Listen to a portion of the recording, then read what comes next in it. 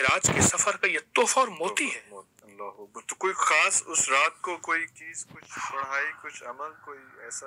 ایک معراج کا ایک واقعہ سنو، فرمایا بیٹی بتاتا ہوں راز، پر جو بتائیں پہلے وعدہ کر مجھے بھی بتائے گی۔ جب آپ معراج پہ تشریف لے گئے تھے اور پھر جبریل کے بھی پر جلتے تھے، اللہ اور آپ تھے، اس میں کئی راز و نیاز ہوئے، راز ہی راز تھے، کوئی ایک راز بتا دیجیے۔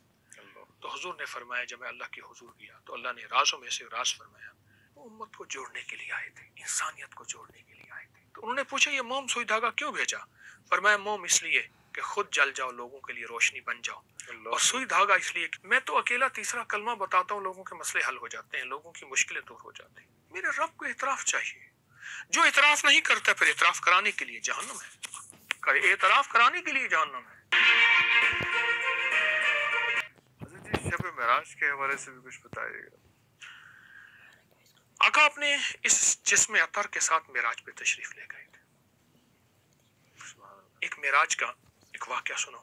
عائشہ صدیقہ رضی اللہ تعالی عنہ سے ایک دفعہ میرے آقا راضی ہوئے، فرمایا عائشہ ماں کیا مانگتے؟ دیکھا کہ رحمت موجوں پہ ہے تو سوچ کے کہنے لگی ابا سے پوچھ کے آؤں آج کوئی خاص چیز مانگنی ہے۔ صدیق اکبر رضی اللہ تعالیٰ کی خدمت میں حاضر ہوئی، ایسے ایسے ہے۔ فرمایا بیٹی بتاتا ہوں راز، پر جو بتائیں پہلے وعدہ کر مجھے بھی بتائے گی۔ اچھا ٹھیک، تو جا کے پوچھ۔ حضرت صدیق اکبر نے اپنی بیٹی سے فرمایا کہ جب آپ معراج پہ تشریف لے گئے تھے اور پھر جبریل کے بھی پر جلتے تھے، اللہ اور آپ تھے، اس میں کئی راز و نیاز ہوئے، راز ہی راز تھے، کوئی ایک راز بتا دیجیے۔ جب گئیں اور انہوں نے جا کے فرمایا تو آپ فرمانے لگے یہ صدیق ہی ایسا سوال کر سکتے ہیں۔ تو حضور نے فرمایا جب میں اللہ کے حضور گیا تو اللہ نے رازوں میں سے راز فرمایا، اے فرمایا محمد صلی اللہ علیہ وسلم اللہ اکبر، اس کا قیامت کے دن بس میں ہی ضامن ہوں، ختم۔ جو میرے بندوں کے دلوں کو جوڑے گا، بس اس کا میں ضامن ہوں، جس کو اللہ ضامن ہے مسئلہ ہی حل۔ اللہ اکبر۔ اب یہ خوشی خوشی صدیق اکبر کی بارگاہ میں گئی اپنے ابا کی، یہ فرمایا تو ٹھنڈی آہ بھر کے فرمانے لگے کہ کاش یہ تو دلوں کو جوڑنے والوں کے لیے ہے، جو دلوں کو توڑے گا اس کے ساتھ کیا بنے گا؟ جو دلوں کو توڑے گا اس کے ساتھ کیا بنے؟ اے شب معراج، یہ میرے آقا کی پرواز اسراء کا سفر ہے۔ اسراء کا سفر ہے مکہ مکرمہ حضرت ام ہانی کے گھر سے لے کر بیت المقدس کا سفر، سبحان الذی اسریٰ بعبدہ، یہ اسراء کا سفر ہے۔ پھر وہاں سے ساتوں آسمان کا سفر، وہ معراج کا سفر ہے۔ تو اس میں اصل میں میرے حضور جو ہیں وہ امت کو جوڑنے کے لیے آئے تھے، انسانیت کو جوڑنے کے لیے آئے تھے، دلوں کو جوڑنا، ٹوٹے دلوں کو جوڑنا، مرہم بن جانا، لوگوں کو جلائی بجائی نہیں۔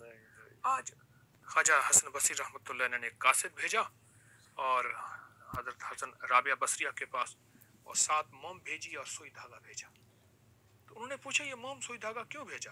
فرمایا موم اس لیے کہ خود جل جاؤ، لوگوں کے لیے روشنی بن جاؤ، اور سوئی دھاگا اس لیے کہ امت ٹکڑوں میں بٹی ہے، ان کو اب سینے کا وقت ہے، کینچی کا وقت نہیں، اب سینے کا وقت، اس لیے سوئی دھاگا بھیجا۔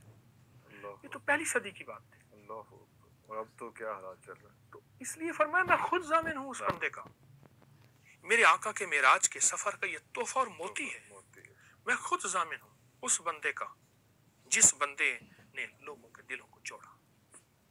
اللہ اکبر۔ تو کوئی خاص اس رات کو کوئی چیز، کچھ پڑھائی، کچھ عمل، کوئی ایسا؟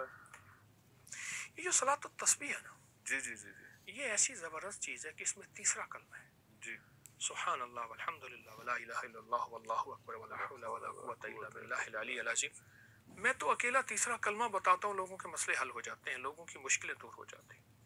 جو بندہ کثرت سے دن رات پڑھے، اور صلاۃ التسبیح اگر کوئی بندہ یقین سے، یعنی شب معراج میں کوئی بھی عمل فضائل کا ہے کر سکتا ہے، میں صلاۃ التسبیح بتا رہا ہوں، اگر صلاۃ التسبیح میں یقین کی طاقت کے ساتھ پڑھے، دھیان سے پڑھے اور توجہ سے پڑھے، اور پھر ایک تسبیح جو ہے نا وہ پڑھ لے، وہی نستغفرک ونتوب الیک، مولا مجھ سے بڑا مجرم کوئی نہیں، مجھ سے بڑا گناہگار کوئی نہیں، اور تجھ سے بڑا کریم کوئی نہیں۔ اس سے بڑی ندامت جو ہے، جب آپ سرنڈر کر دیا آپ نے آگے جا کے، اعتراف ہے نا، اللہ کو اعتراف چاہیے، میرے رب کو اعتراف چاہیے، جو اعتراف نہیں کرتا پھر اعتراف کرانے کے لیے جہنم ہے، اعتراف کرانے کے لیے جہنم ہے، اعتراف کرانے کے لیے عذاب ہے، جس نے پہلے اعتراف کر لیا۔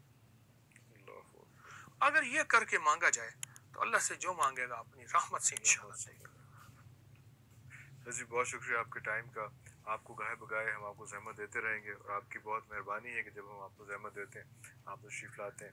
انشاءاللہ آپ کے ساتھ اب رمضان میں انشاءاللہ ہم بھی ایک سیٹنگ لگائیں گے، اور کوشش کریں گے کہ ہر روزے کے ساتھ ساتھ جو ہے اس کی برکات اور فضائل کے بارے میں بات کی جائے۔ ابھی تک لیے اتنا ہی، اجازت دیجیے۔ پاکستان زندہ باد۔